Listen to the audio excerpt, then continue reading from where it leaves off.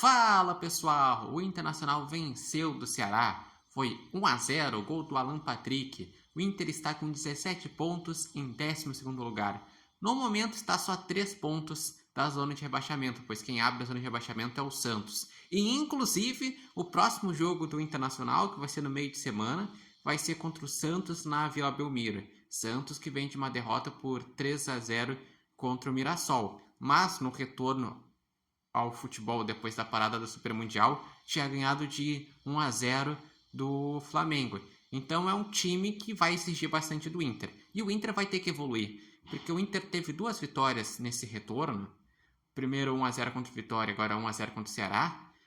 Nesse jogo contra o Ceará, jogou um pouquinho melhor do que contra o Vitória, pelo menos criou mais, fez um primeiro tempo mais consistente, com o Alan Patrick mais participativo, com os laterais subindo bastante para o apoio, mas ainda assim um time sofrendo defensivamente. No segundo tempo, o Ceará rondou bastante, o Ceará finalizou, botou bola na trave, e o Internacional com uma abertura de meio de campo que ainda precisa evoluir bastante. O Thiago Maia até melhorou de um jogo para outro, mas tem que seguir crescendo. O Bruno Henrique falta ter uma maior intensidade.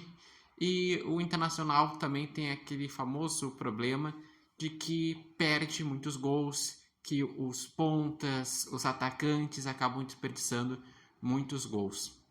E também tem um desafio que daqui a 9 dias o Inter vai enfrentar o Fluminense na Copa do Brasil, o jogo de ida no Beira-Rio. E no momento o Inter ele está longe da forma e da qualidade ideal para fazer um bom confronto com o Fluminense. Ah, mas o Fluminense perdeu áreas. Mas com o dinheiro que ganhou no Super Mundial, com certeza vai trazer uma reposição. Sendo que o próprio John Kennedy já voltou de empréstimo do Pachuca.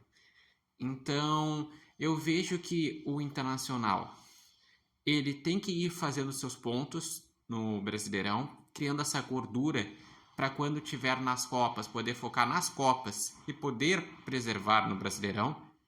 E para isso precisa desses pontos, que no momento a distância para o C4 é só 3 pontos, então não é seguro, precisa ter uma maior distância. E além disso precisa que o Inter, que nas mãos do Roger já rendeu mais, já foi um time intenso, já foi um time de combinações, já foi um time que agradava mais assistir, voltar mais perto possível do seu melhor nível.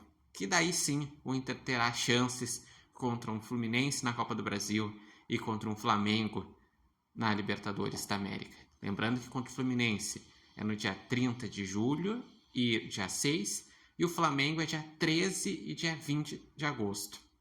E as estatísticas mostram que realmente foi um jogo difícil. 9 finalizações do Inter contra 10 do Ceará, 4 na direção do gol que o Inter teve, contra 3 do Ceará, e o Ceará também teve mais posse de bola, 54% a 46%. E o Internacional, que sem o Fernando, como eu disse, vem se resolvendo a partir de botar o Thiago Maia de primeiro volante, que ele já jogou nessa função na época lá do Flamengo, contratou recentemente o Richard, mas ainda se tem muitas dúvidas sobre qual que é o real potencial desse jogador.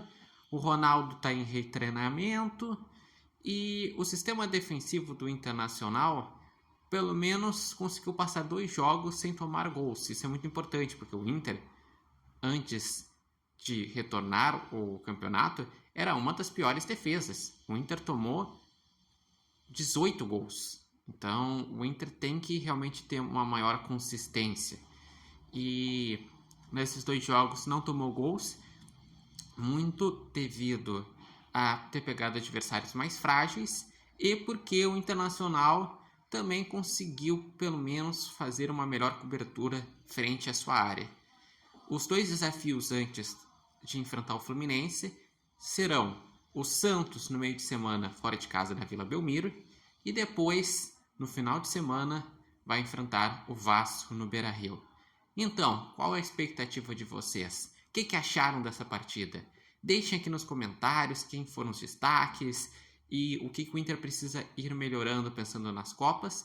Lembrando que esse vídeo tem oferecimento de Barbearia Independência, E vocês podem acompanhar o Repórter Matheus Wolff no TikTok, no Instagram e no canal do YouTube Repórter Matheus Wolff.